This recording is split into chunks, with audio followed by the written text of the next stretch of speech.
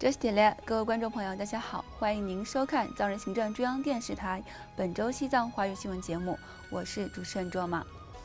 本期的主要新闻有：达赖喇嘛尊者在拉达克首府列城展开弘法活动；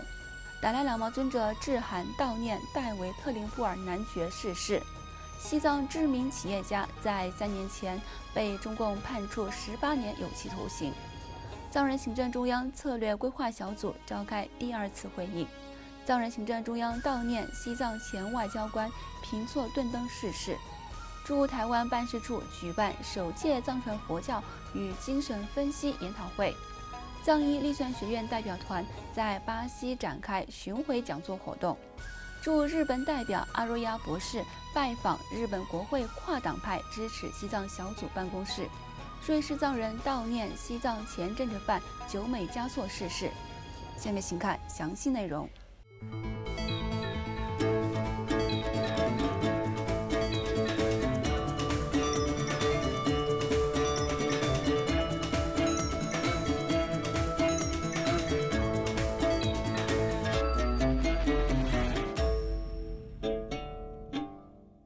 西藏精神领袖达赖喇嘛尊者于本周四7月28号开始，为期3天，在印度东北部拉达克首府列城近郊的和平宫广场，为当地民众和各方信众教授祭天菩萨所著的《入菩萨行论》等经典。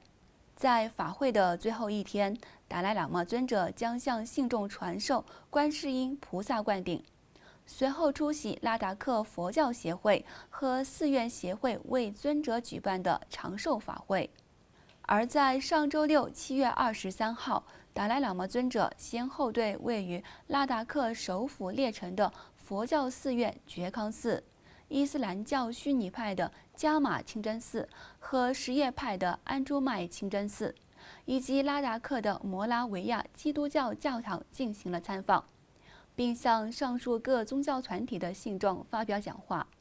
本周一7月25号上午，因拉达克首府列城近郊的提克塞寺的祈请，达赖喇嘛尊者于7月25号为该寺院新落成的图书馆和学习中心进行了开光加持。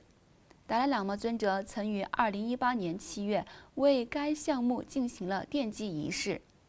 与此同时，正在印度东北部拉达克地区进行访问的西藏精神领袖达赖喇嘛尊者，在得知北爱尔兰诺贝尔和平奖得主戴维特林布尔男爵不幸离世的噩耗后，随即于本周二7月26号致函逝者遗孀特林布尔夫人，表达慰问和悼念。达赖喇嘛尊者在调研信中赞扬了特林布尔男爵在致力于北爱尔兰人民实现和平的过程中表现出的远见、勇气和现实的态度，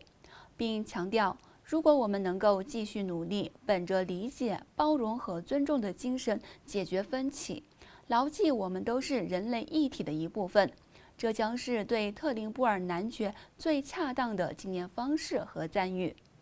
另外，西藏那曲知名的藏人企业家和慈善家丹增曲培先生于2019年被中共当局以煽动分裂国家罪判处18年有期徒刑。根据总部位于印北达兰萨拉的西藏人权与民主促进中心发布的报道，西藏那曲知名企业家丹增曲培先生于2018年3月30号在从中国成都市返回拉萨贡嘎机场时，遭当局任意拘留，随后一度失踪。在单独监禁1年多后，中国当局以煽动分裂国家、非法向境外发送情报和资助危害国家安全的活动等多项罪名，于2019年5月24号判处丹增曲培18年有期徒刑，剥夺政治权利5年，并没收了他的所有个人财产。目前，他被关押在拉萨近郊的曲水监狱。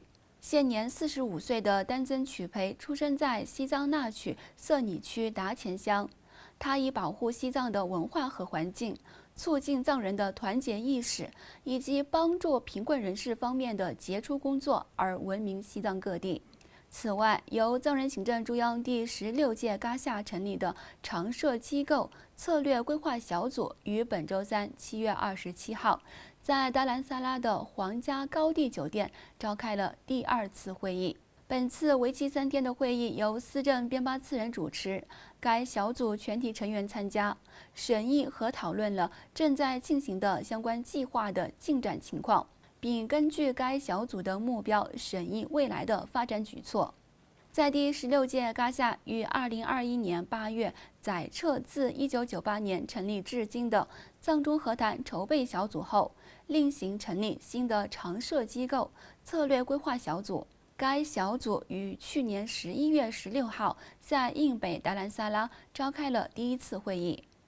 此外，藏人行政中央于今天7月29号下午举办祈祷法会，悼念昨天在美国纽约逝世的西藏前外交官平措顿登先生。逝者平措顿登先生出生于西藏首都拉萨，于1964年加入当时的西藏流亡政府，成为当时西藏外交部的一名外交官。随后于1965年调任至达赖喇嘛尊者驻纽约办事处工作，并于1967年至1973年担任达赖喇嘛尊者驻纽约办事处的代表。另外，藏人行政中央驻台湾办事处与台湾精神分析学会联合于上周六7月23号在台北举办了首届藏传佛教与心理学之间相关性为题的研讨会。驻台代表格桑坚赞先生在研讨会上致辞时，说明举办本届研讨会的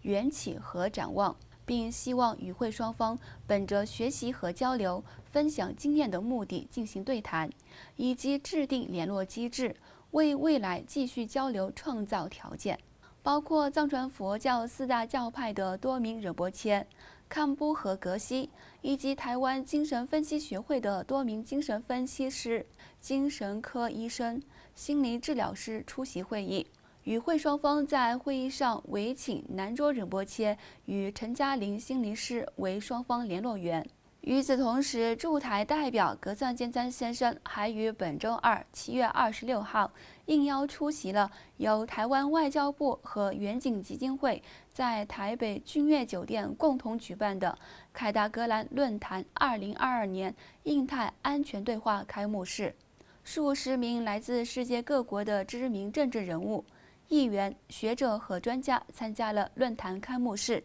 代表格桑坚赞在开幕式上与来自世界各国的与会人士和相关专家进行了交流互动，并建立了良好的关系。此外，由印北达兰萨拉的藏医力算学院的医师伦珠多杰率领的团队，于本月2号开始在巴西各地展开巡回讲座活动，向当地民众传播西藏的传统医学和占星学方面的知识。在巴西圣保罗市展开为期12天的巡回讲座期间，4名医师在当地举办多场讲座、讨论和资讯活动。参加活动的不仅有当地的普通民众，并且包括来自健康领域的专业人士，以及当地多所佛教中心的成员。在藏人行政中央驻巴西办事处代表景美次仁的陪同下，藏医力算学院的团队从本月20号至28号，在里约热内卢参加了当地非政府团体举办的一系列研讨、讲座和资讯活动。与此同时，藏人行政中央驻日本办事处代表财王加布阿若亚博士于本周四7月28号上午前往日本国会下议院的办公大楼，拜访了日本国会跨党派支持西藏小组的秘书长石川秋正先生。代表阿若亚博士在日本国会跨党派支持西藏小组的办公室，向已故的日本前首相安倍晋三的遗属和日本人民传达了西藏境内外藏人对这一悲剧的深远和哀悼。随后，代表阿若亚博士向石川秋正先生简要介绍了6月22号和23号在美国首都华盛顿举行的第8届世界国会议员支持西藏大会通过的决议和相关情况。请继续关注本期节目的最后一则消息。在瑞士多麦藏人协会的组织下，瑞士藏人于上周日7月24号举办祈祷法会，悼念本月初在西藏安多拉让病逝的西藏知名前政治犯久美嘉措。藏人行政中央驻日内瓦代表赤列曲吉女士、西藏人民议会前议员、瑞士和列支敦士登藏人社区的副主席以及当地藏人社区的成员出席了祈祷法会。代表赤列曲吉女士在法会上致辞时，感谢当地多麦藏人协会组织祈祷法会，并回顾了西藏境内同胞不屈不挠的勇气，并敦促与会藏人民众团结一致，共同加强西藏自由的呼声。长期为西藏境内的人权状况大声疾呼，并4度遭捕入狱的西藏知名前政治犯久美嘉措，于7月2号因在中共监狱关押期间长期遭受酷刑折磨，导致击伤成疾，而在西藏安多拉让的家中病故，终年56岁。久美嘉措曾通过一段有关他遭受中国当局残暴对待的视频中作证，揭露了中国在西藏严重侵犯人权的行径，包括对藏人政治犯实施的酷刑虐待等。观众朋友，以上就是本期节目的全部内容。欲了解更多有关西藏境内外的讯息，请登录屏幕下方的网址。感谢你的收看，我们下期节目再会。